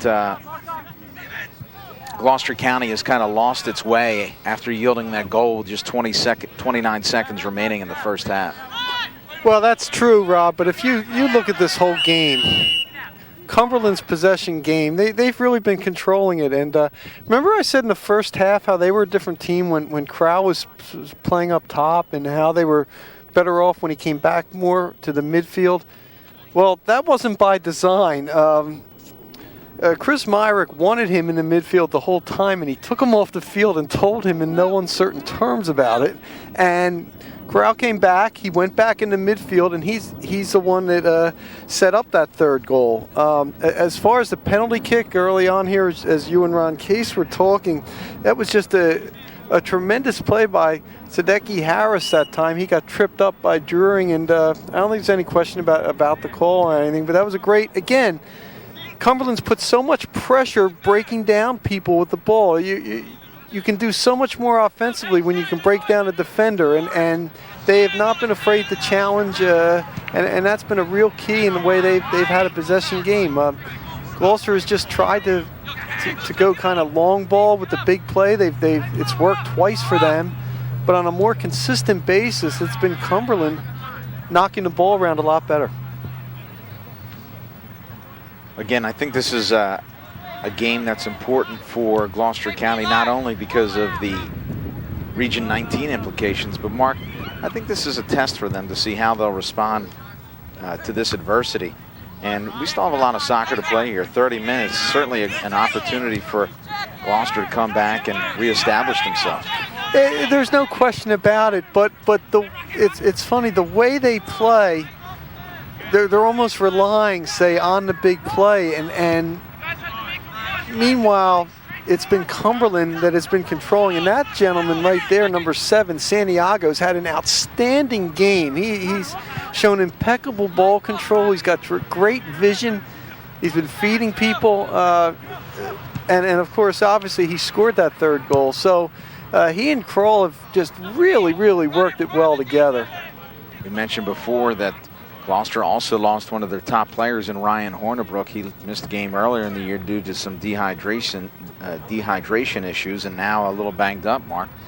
Yes, they didn't expect him to be back in the stopper position, and that's obviously a major loss for them. But as I stated earlier in the first half, Rob, Cumberland was knocking the ball around pretty well while he was in the game as well. I think their ability to draw the central defenders out to the flanks and open things up in the middle has been a real key for them. You saw Farad start that and feed to McDevitt. I think it's going to be those two players that are going to need to jumpstart this offense for Gloucester County. Patterson has been effective as well, but right now, this half, it's been all Cumberland County. Here you see McDevitt, and you see the strength of McDevitt literally running over his teammate Brad Schilling.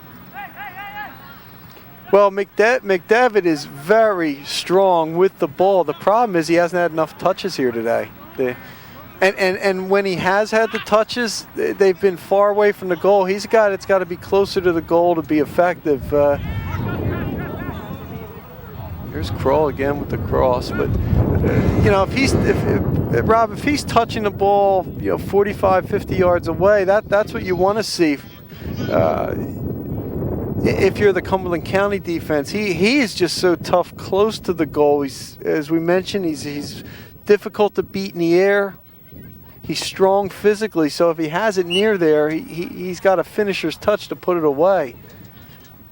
The problem from a Gloucester County perspective is he has not had those chances other than obviously getting that opening goal. There was that one heel pass, too, that he got from Farad. He wasn't able to get everything onto that, so that's a nice job by Farad there. Farad looking to feed Floyd. And that's knocked out. Of course, you mentioned before, Mark, this Cumberland team likes to work on the possession game, keeps the ball on the ground, and seemingly it's Gloucester who is a little bit more effective in the air.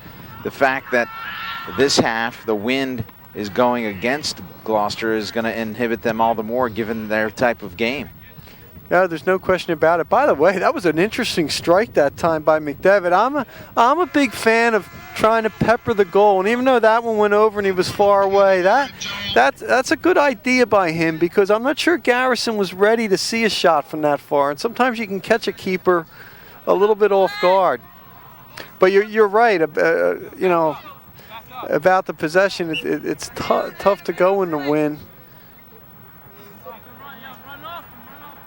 See, the key is Farad and McDevitt, very dangerous up top when they get it. They just haven't gotten it enough. There's Adams again. Another solid defensive play. You don't want a Farad to get the ball and touch it there in a dangerous situation. Floyd to the middle, volleyed up. Ball sent down, again knocked away Patterson. Here's Farad. Farad a little touch inside and trying to find McDevitt. Again, McDevitt and Farad not quite on the same page there. Well, I think Farad is almost, if you're going to make someone guilty, he's almost guilty of passing it too much. That time he had a shot if he could have turned that around and taken it. He took that extra pass, and that's a couple times he's actually been too unselfish. He's got to actually be a little more selfish in that area and take the shot. We talked about that a little bit earlier, his unselfishness, and that's a difficult thing for an athlete. You certainly don't want to be the black hole when the ball gets to you. It never returns to anybody else. But conversely, if you're the top player on the field, you've got to maximize your abilities. And this is a team that, frankly, is going to be relying on Farad.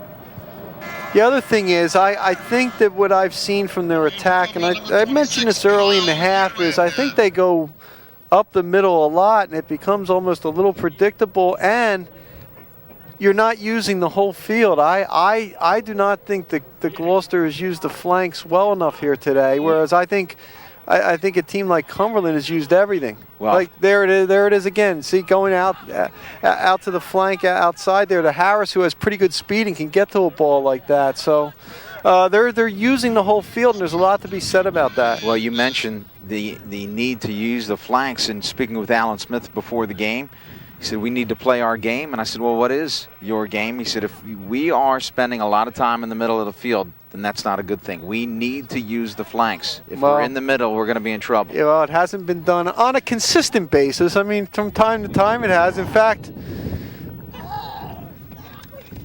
as we get this corner kick here, oh, that wind's really stiff. In fact, when Patterson made a few good runs. They were from the outside, and you saw what that did for this team. Now, sometimes, Rob, teams actually go too far and use the flanks too much, and you can only do so much from out there, so you've got to have a pretty good balance. And I would think that Gloucester County and Alan Smith, I would think that Coach Smith would like to see a little more balance in that today, obviously. Throw in here. We're down to 24 minutes remaining. Farad with the ball. Farad. Boy, great touch by Farad that time. He created that foul. And Rob, was that in the box? I believe it was. Absolutely. That's a great job by Farad. That is a huge, huge penalty. And I don't know. Farad may have embellished just a bit, but again, you can see the strength of him on the ball. And now McDevitt is given the job of finishing here and trying to draw Gloucester County to within one. Garrison and McDevitt. I think he wants to make Garrison go to his right. And McDevitt finishes. Well, Garrison gets to his left. And well, McDevitt started the scoring in this game just 39 seconds in the first half, and he now has the last goal scored thus far. 4-3. We have ourselves a soccer game once again. A one-goal game here with just under 24 minutes remaining. Yeah, you'll have to excuse us. That was a far way away from where we're positioned, so we couldn't see if that foul was inside the box, but the referee was right on it. Tom Blagriff in the middle. The assistant referees Chuck Kendra and Charlie Amara. Once again, out of the back, you're Savage. Ciparone has done a nice job in the back as well, just kind of settling things. And we saw that rush starting with Ciparone. And once again, he blasted in the air. You get a sense of how strong that wind is as the ball curling back from the back, rushing on. It's Brian Adams. Adams cutting like a knife. Again, Crow has been stationed more up top and has not been coming back as much. And when he doesn't do that, this is a different team. They just need him in the midfield creating stuff. And there he is on a great spin move. Shot and answered by Shirley. Crow turnaround blast. Shirley answers. Wow, he had the far post that time. Shirley doing a nice job trying to cut down his angle that time, but McDevitt rushing on, but in the back, trying to touch it to McDevitt is Schilling. Not enough now. Here's McDevitt. He's on sides, has time. He's going to work on the defense. It's Ewan he's working against. McDevitt. You can't let him turn. Crosses, and this one's going to find its way out of play.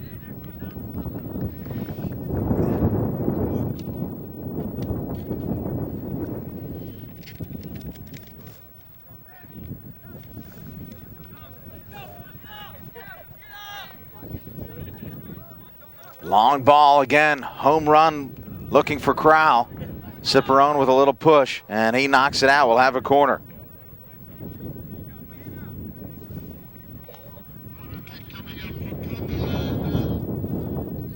Inside of 22 minutes remaining here from Gloucester County College. Rob Christ along with Marc Narducci. The first telecast of the year on the Gloucester County Educational Network. Thank you for joining us. The wind has picked up considerably here. And again, it is in the favor of Cumberland this half. Take a look at Cumberland's Dax Alvarez, freshman from Vineland, New Jersey. I guess in theory, they are all freshmen eligible, not necessarily all freshmen, this being the first year at Cumberland of men's soccer. Trying to settle, it's DiDonato to the back, and Omar Angel. Tell you one thing, no matter what the outcome of today's game is, this is They're certainly not playing like a first-year program. No, not at all. Again, you really have to credit Coach Chris Myrick.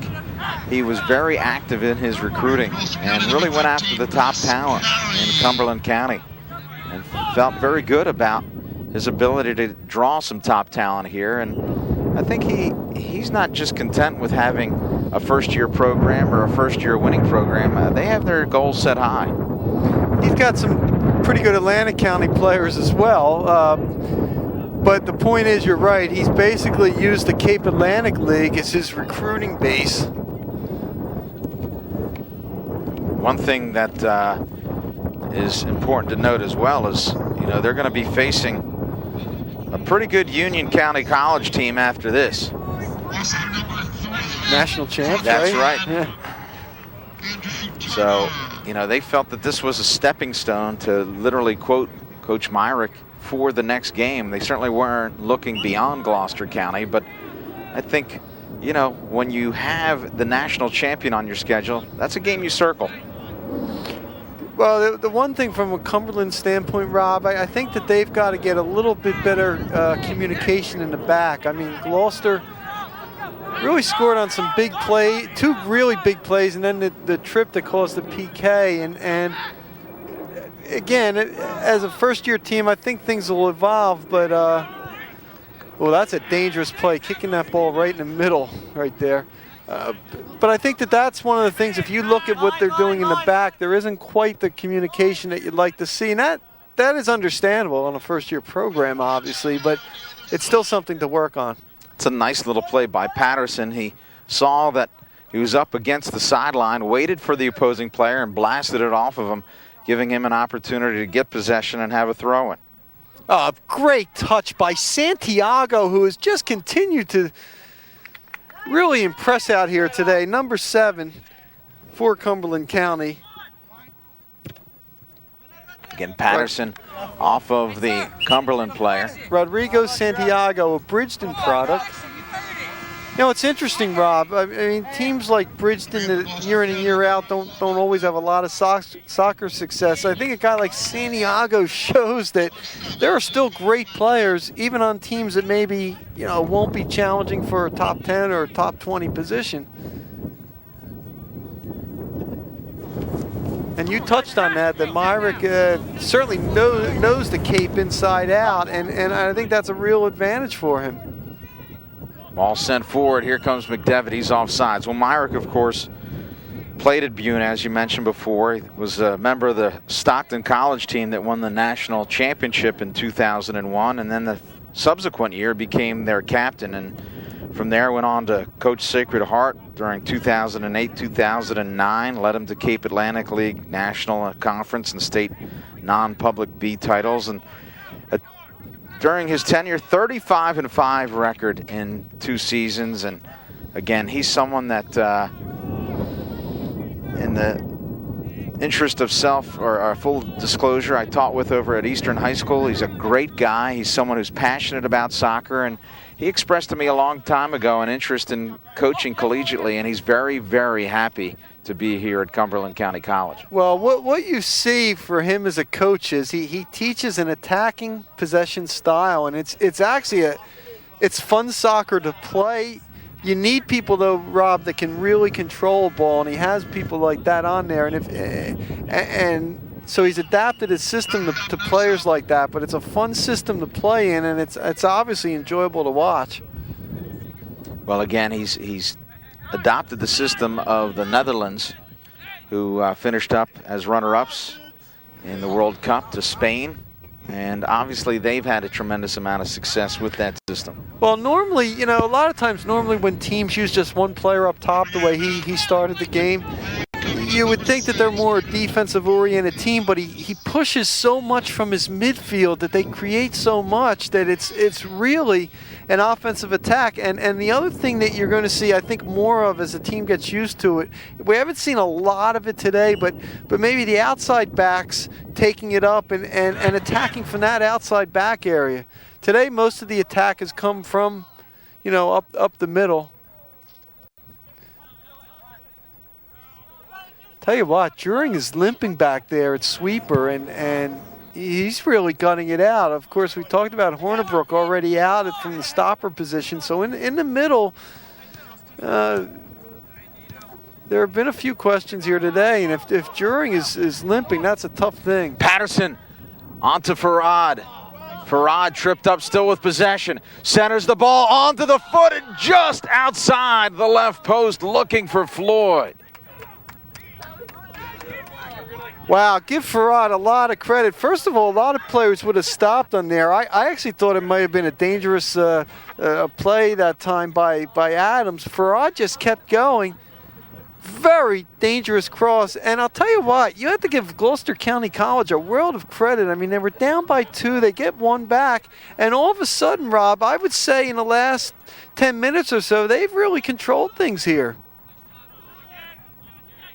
Well, again, that goal by McDevitt has really changed the complexion of the game and has certainly changed the momentum. And again, that all started also from Farad. I'll tell you what, During is really gutting this out, number 12. He is limping pretty badly back there, but he's staying back there and trying to be a stabilizing force at sweeper for them.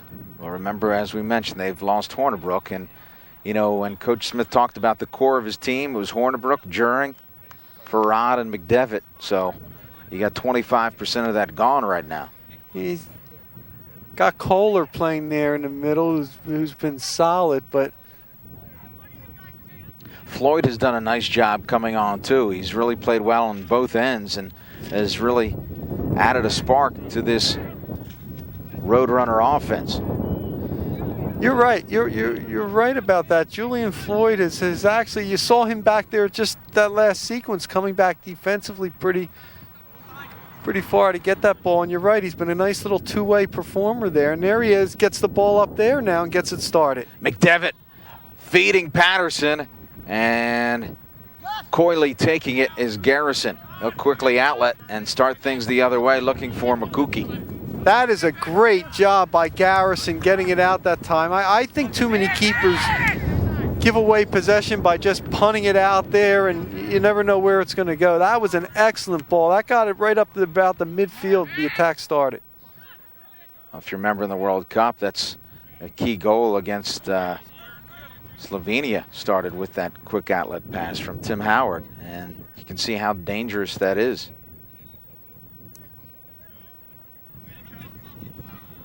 To the middle again. Trying to run onto it, it's McDevitt. Tell you one thing, for a team that's leading by 1, Cumberland County is not doing the best of jobs marking in the midfield. I think that Gloucester's been able to kind of walk freely here in the last, 10 to 15 minutes. They have to do a better job of marking these guys because they're starting the attack this way. Here's Patterson. He hesitates, and Jakuki loses possession. Looking for Floyd. Floyd still with the ball. He'll look to cross. Towards the middle, Jakuki settles. And he'll look to distribute. He's got to get rid of that ball. He was just too calm that time, Rob. He took his time. That's, again, a very tough situation. And feeding the flank, rushing onto it is Turner. You see how the kind of touch that Kroll had on that? A lot of people would have kicked that ball out of bounds. He had enough touch to put it far enough up there, but not too far where it would go out of bounds. And that's just a player with great touch. Nice little cut. Kohler still with possession across the midfield stripe, and now it's Patterson. Patterson with the throw-in. I'm sensing a little bit of fatigue here for Cumberland, whereas I see Gloucester appears to have gotten a second wind. Yeah, it's very interesting. It looked as though it was Gloucester that was winded no more than 15 minutes ago, but the tide has turned. But again, you cannot leave Farad open like that. Patterson trying to defend. Oh, that's a great touch again by Santiago. Now, again, that ball's in the middle. They better get it out there. To the wing. Rodrigo Santiago finding Kroll. Kroll all by himself now, loses possession as Savage kind of cut him off at the pass. Savage actually was the one that kept him on sides that time, and Kroll would have had a great chance. Now he's got to cut it in the middle. Yep, he's going to cut it there. Kroll finds Turner. Turner tees it up. Turner shot knocked away. Shirley. Wow. That's the second time. Shirley's done a nice job, hasn't he, playing the angles, giving him a tough angle to shoot at, and made the saves again. Far flank McDevitt. He'll look to cut it back, but he is knocked off the ball by McCouch.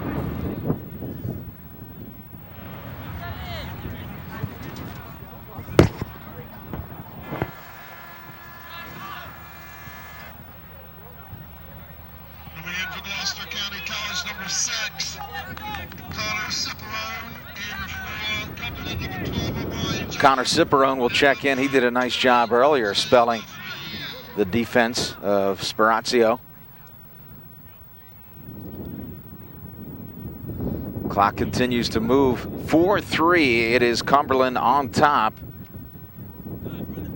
And just about 10 minutes left as you see the scoreboard there remaining. Remember, Rob, if it happens to be tied at the end of regulation, they go golden goal, 2 10-minute periods. Sudden death. And Patterson will lookily try to restart it. Looks like he's looking for Floyd. They had Farad out there. Floyd and Farad converge, still up in the air, and shielding is McCouch.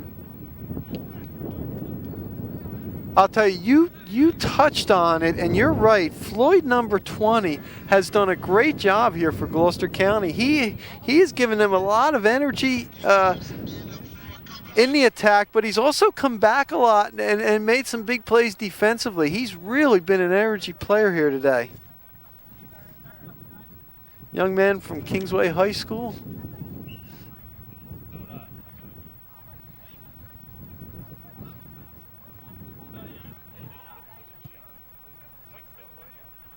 Garrison sends it away. Looking to settle is Siddiqui Harris.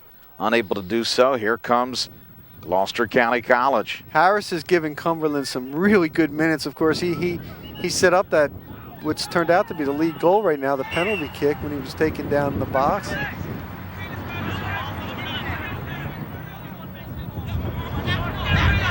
To the middle. With possession. Playing catch. It's Angel and Kroll.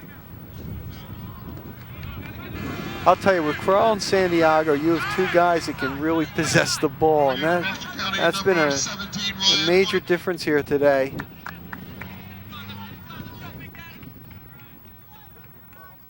Hey, there's Hornerbrook back in the game. How about that?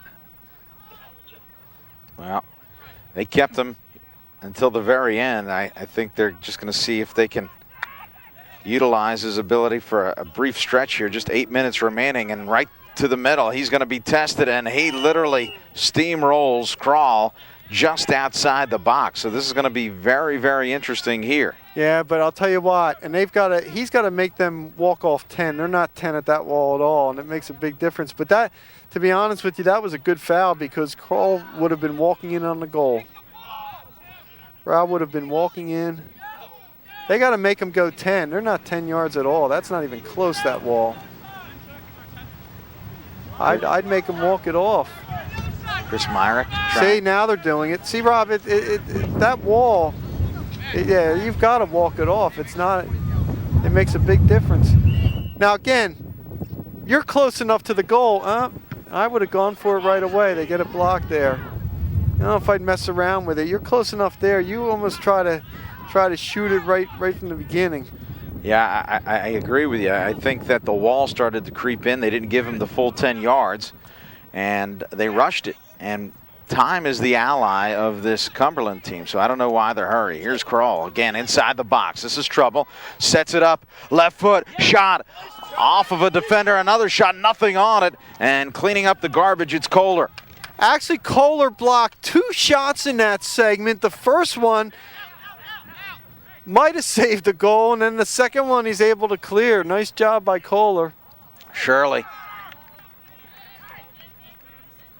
And falling on top of Shirley was Cumberland's Jose Onofre. Yeah, he's still down on the ground right now. So timeout called with 6:15 remaining in the second half. A little collision between the keeper and the striker.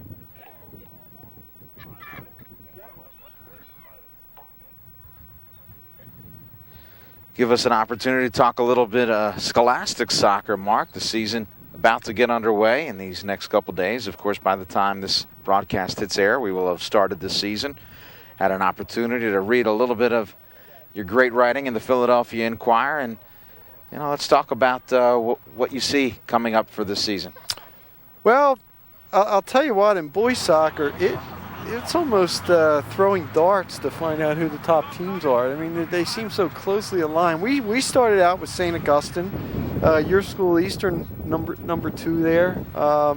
Actually, those two scrimmaged. Not that you put much weight in that, but St. Augustine did come out ahead. But there are a lot of teams that are going to contend. RV, Delran, the usual suspects. I think Morristown's going to have a strong side. I think it's just going to be a good year because I don't see that one dominant team over everybody. I know in speaking with Steve Kozla, the head coach of Eastern High School, he said that this is probably the most talented team in Eastern history. That was his quote. They're pretty good. I was out at one of their practices, and they, again, and it's good to see that he is walking off the field that time. Good to see Jose walking off the field. They have players, again, that can break you down, and when you can do that, I just think it gives you such an advantage. As we've seen out here today with Kroll, Farad has some of that. As we said, the only thing I'd like to see him add to his game is a little bit of selfishness to take a few more people on, because he has that kind of ability, but he's a great team player. Over on the girls' side, every year the story really is Lenape. It is, Rob. They've been the #1 team in South Jersey and state champion 3 years in a row, but I think this year's going to be their biggest test that they get. I think again, Eastern, Paul VI, Washington Township will be tough. They're just going to be. Shawnee's going to have a very good team. They move up in the Olympic American, so it's going to be a very good year. By the way, in Gloucester County, you see a school like West Deptford. I think even though they suffered some real key losses to graduation from that South Jersey Group 2 championship team, I think that they're still going to contend in the Colonial. I think the girls' West Deptford team is going to be very, very good, and probably the team to beat in the Colonial Liberty, led by the senior midfielder, Krista Neary. So, a couple big people they'll have to replace at West Deptford are the coaches. Yeah, that's right. Tim Camerata, John Cobb. But I'll tell you, they are established programs, and I think they will continue winning. Here's Hornerbrook. Boy, someone's got to challenge him. He had a lot of time, didn't he, Rob? To the middle, looking for Farad, and that just evades Farad. To the middle, here comes Turner. Turner looking to feed, long ball for Siddiqui Harris. Harris trying to outrun Savage. Harris with possession now and a lot of space. Looking towards the middle, trying to find Turner, and a little deflection goes the way of Juring. Boy, Andrew Turner just put a great ball to that outside flank. Again, I'm amazed by the touch of these players. That's a tough ball, Rob, because a lot of times you get excited, you hit it too far, it goes out of bounds. But they've been hitting it far, but putting just enough on it so it stays in. Tremendous placement. There's Juring and Santiago. That's a great matchup there. And Juring wins this round. And now Santiago takes it right back. Centers. A nice little touch, Kroll, and strong defense played and quickly outletting. It's Shirley, maybe a little too quickly finding Hornerbrook. Hornerbrook cuts it back inside, and Hornerbrook knocked off the ball. Good hustle there by Austino. Tell you what, Matt Kohler, number 9 for Gloucester's made some real key defensive plays. And here comes the Roadrunners. He has Farad, and he gets it out there. Farad trying to outrace DiDonato, and DiDonato with solid defense there. That is solid, because one thing about Farad is he is very quick in short bursts, and he has shown an ability to turn that flank. Top of the box, and again Cumberland will clean it. Harris sends it out, and once again the ever dangerous crawl. Still on his feet, one-on-one, cuts inside, fine save by Shirley. Austino, long shot, and that goes wide. Play, Dukes, good play. Way to follow up.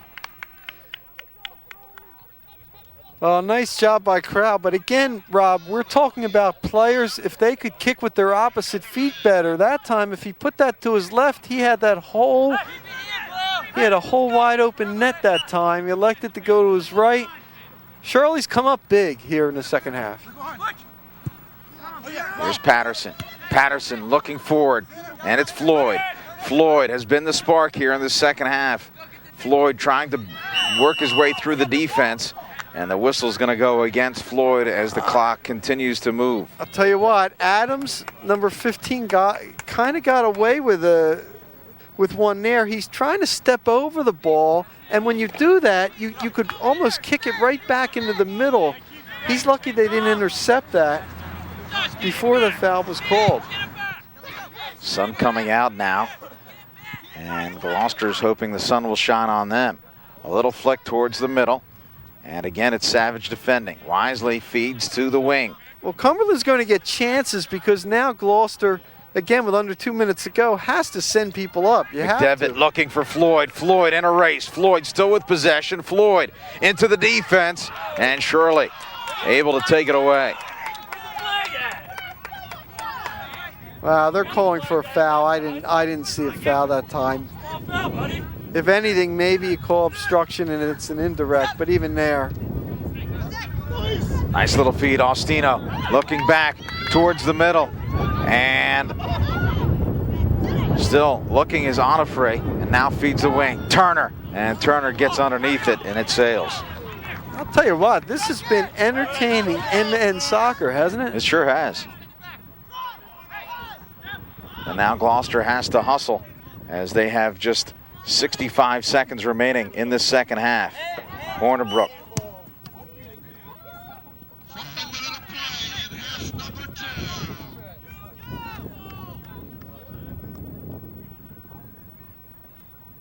So whistle against Hornibrook, and that's really going to allow Cumberland to eat up some sufficient clock. And a timeout here called by the official with 40.8 seconds remaining. Yeah, that's a good move. I mean, Cumberland's certainly not taking its time. Milked it a little bit, but... Yeah, he'll go far post on this now. Long ball sent in and headed. Keeper out. Inside of 30 seconds now remaining. That was a nice play by Savage. You're right, Shirley came out, Savage backed the play up.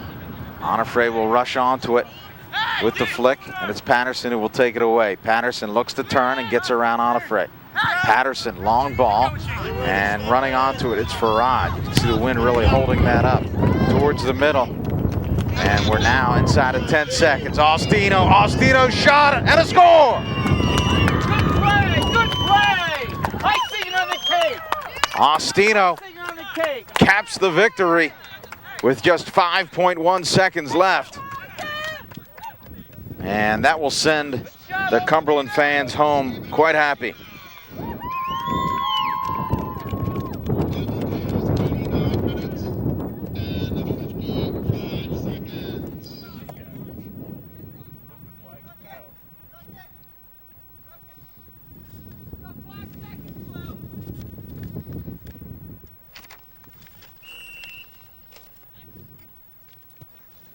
And it's Hornibrook who sends it on, and that will do it here from Gloucester County College. A back and forth game in the first half, but the tide really turned as Santiago scored with just 29 seconds remaining in the first half to put Cumberland ahead for good. They finish it off with Austino scoring with just 5 seconds remaining. The final score from Gloucester County College, 5-3, the Dukes over the Roadrunners. Stick around, post-game interviews and a wrap right after this.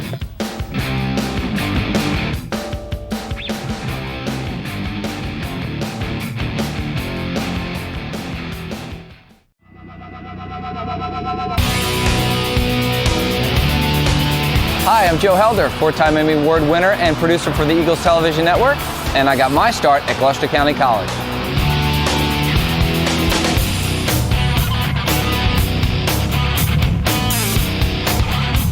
And I'm William Rennells, and I'm getting my start at Gloucester County College. For more information, call 856-415-2209 or visit gccnj.edu.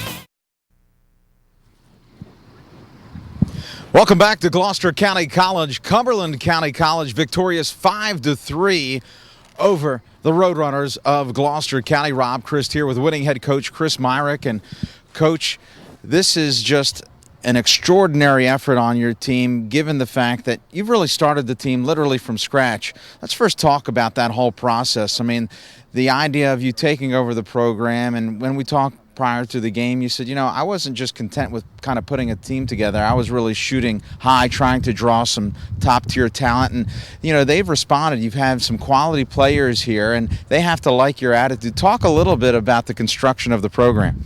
The construction of the program has been pretty good. When we started the recruiting process, myself as well as the coaching staff, we decided to go for the best players in the area. All right, we didn't go for the bench players or just the role players. We wanted the best players, and it's evident.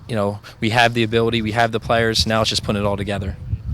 Let's talk a little bit about today's game. Coming into today, your team has been relatively successful, 1-0-1, but they really haven't faced adversity, not yielding a goal. You come into this game, and right away, under a minute into the game, you're yielding a goal. Talk about the way that your team responded and maybe what you talked to the team about during that whole first half. Always our goal was to have a shutout win. We definitely didn't get that result today. We did get the win, which is great to look at. We got the positive result, but we're not happy. We're not content by any means.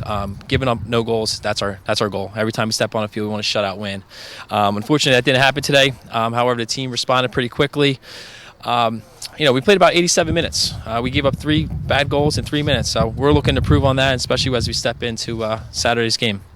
You talk a little bit about Saturday's game. We mentioned it briefly. You're going to be facing the defending national champion Union County College. And, do you prepare for a game like that a little bit differently? Obviously, you're, going into the season, you kind of circle that game on your schedule as to a good barometer of where you are. Do you do anything differently heading into that game?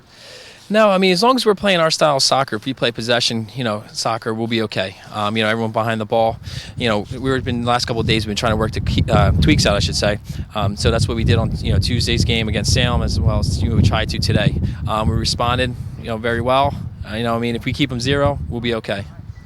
Again, this is the first year for this program. You're now 2-0-1.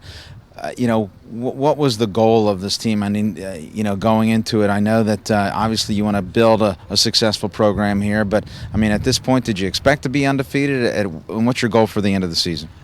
First our goal is to have a winning record, which is definitely realistic. The other one is to compete for the region, which is, again, very realistic.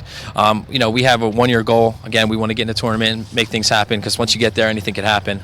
And then the second goal is to compete for a national title. So we have 2 years with these boys, and we're looking to do some big things. Well, you've had tremendous success as a soccer player, as a soccer coach at Sacred Heart, and you've certainly got this team off to a great start. Congratulations, Coach. We'll throw it over to our Marc Narducci with our player of the game. All right, thank you very much, Rob and Dominic Kroll. Dominic Crowell, I had trouble pronouncing your name. They had trouble defending you. 2-2 late in the first half. You feed Santiago. The whole game changes. Talk about that play. It was a couple 1-2s between me and Rocky. That's what we call him on the team. And then I saw him in the opening, just gave him the ball, and I counted him to put it away, and he did. There's one thing to play a possession game, but you need the players to do it, and you and Santiago have impeccable ball control. I think that's what makes it go. Oh, yeah, definitely. Without ball control, it's hard to possess the ball, but me and him work great together, practices, games, all that stuff. Now, I was saying that your team was more successful today when you were coming back more. When you would hang up more, it wasn't as successful. And Coach told me he got on you a little bit about that at halftime. And right before the half, you came back, you got the ball at midfield and got things started. Yeah, I'm not going to admit it, I definitely slacked off. I got a little lazy in the first half, played a little lackadaisical, which maybe one of those goals was my fault because I didn't get back. But definitely in the second half, I picked it up and started to come back and do my job. And like you said, I noticed it too. We started to possess the ball a little bit more, and they didn't get as many chances. Talk about the adjustment you have from coming to Buna High School, all of a sudden playing here and playing a very high role for this team.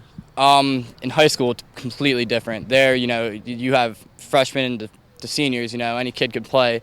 You can beat 4 or 5 kids and then score a goal. But it's totally different when you come out here, and that's what Chris is telling us, teaching us, is play the possessing game, don't kick and run, and that's what we've been trying to do.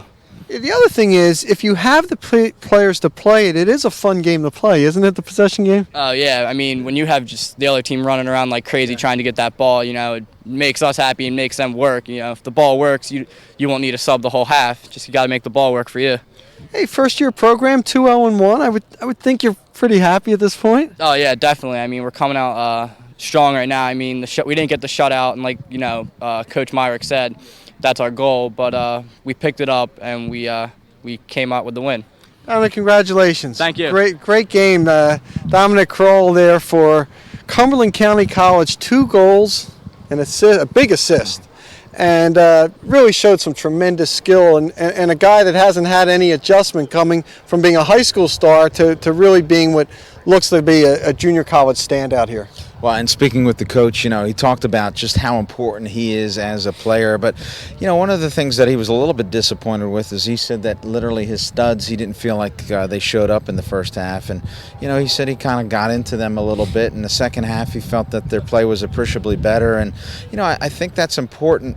Not only from a coach, but really important from a first-year coach in a first-year program, because you have to set the tone of what your expectations are, because you're not really just talking about this year. You're talking about years to come. And it's interesting that he wasn't happy and his team wins, and that sets a pretty high standard. Now, conversely, if you're looking for Gloucester some positives, I mean, they're down 4-2, they come back 4-3. They actually took control later in the game, I thought, so they showed a lot of heart here.